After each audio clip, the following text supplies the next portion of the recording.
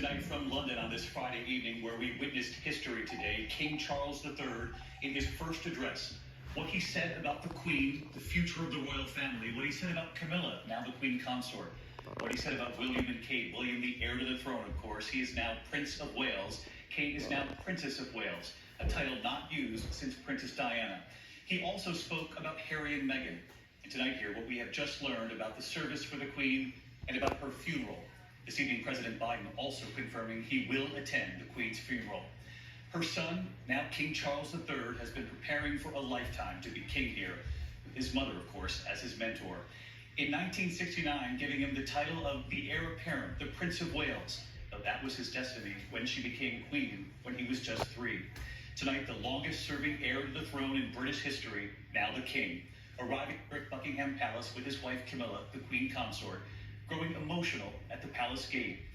We watched here today that remarkable scene, King Charles greeting some of the hundreds gathered here, and suddenly the people began singing "God Save the King." Their Majesties walking into the palace, now of course their London home. And then the new king and the new Prime Minister, Liz Truss, meeting for the first time tonight. You will hear their deeply personal exchange, a rare moment from inside the palace right here. And in his first address, Charles expressing, quote, profound sorrow over his mother's passing, but promising to carry forward her dedication to duty and to service. Tonight here, the king, on his sons, on Camilla, on the future of the royal family, and what he said at the very end of the speech about his mother, the Queen.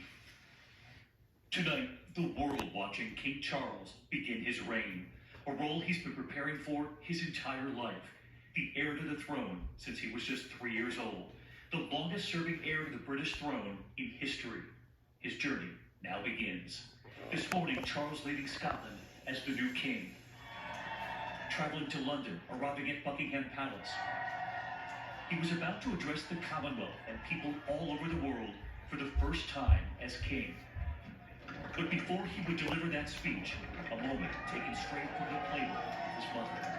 Outside Buckingham Palace, King Charles and his direct and personal connection with the people, going out to greet them as they mourn the loss of their beloved queen. The people who have gathered here from so many backgrounds, and they made it clear today, they're here not only to mourn the queen, but to support their new king. Along the way, voices from the crowd singing "God Save the Queen," the national anthem to honor their queen. But then came the moment as he walked down that line, suddenly one voice turning into many, people beginning to sing "God Save the King."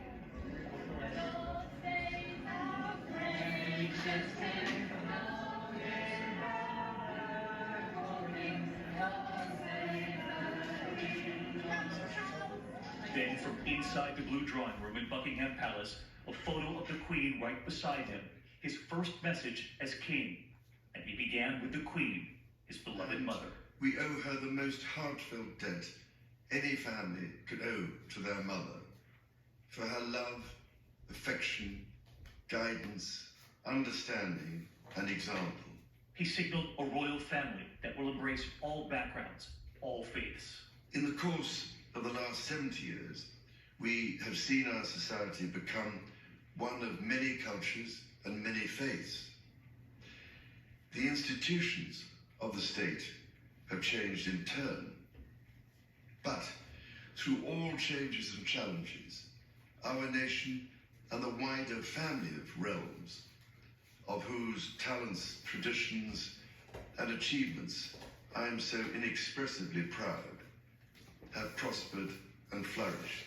He talked about the woman who will be by his side, Camilla, now the Queen Consort. This is also a time of change for my family. I count on the loving help of my darling wife, Camilla.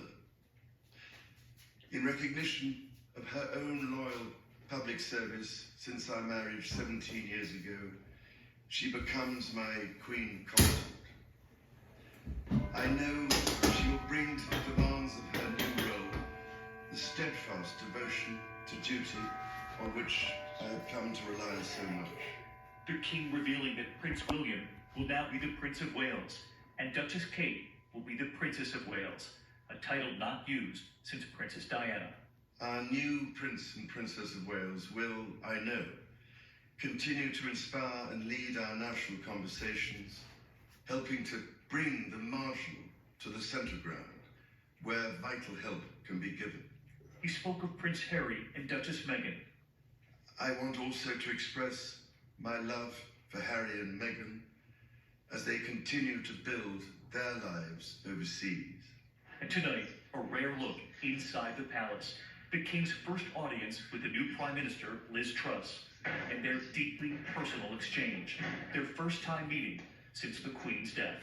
It's a mail down in dreading, as I know a lot of people have. Try to keep everything going. Absolutely. And overnight, the tributes. Here in London, the cabs lining up to say goodbye. Her image displayed on the Sydney Opera House. In Paris, the Eiffel Tower going dark. In New York City, the Empire State Building lit in purple and silver. Sir Paul McCartney remembering, quote, her great sense of humor combined with great dignity. God bless you. You will be missed. I'm glad she's at peace, and I'm glad she's at rest, and she deserves it. She worked bloody hard. And Sir Elton John at his concert. And she will be with us, and there's really lives on, and we celebrate our life with music. His next song was for her.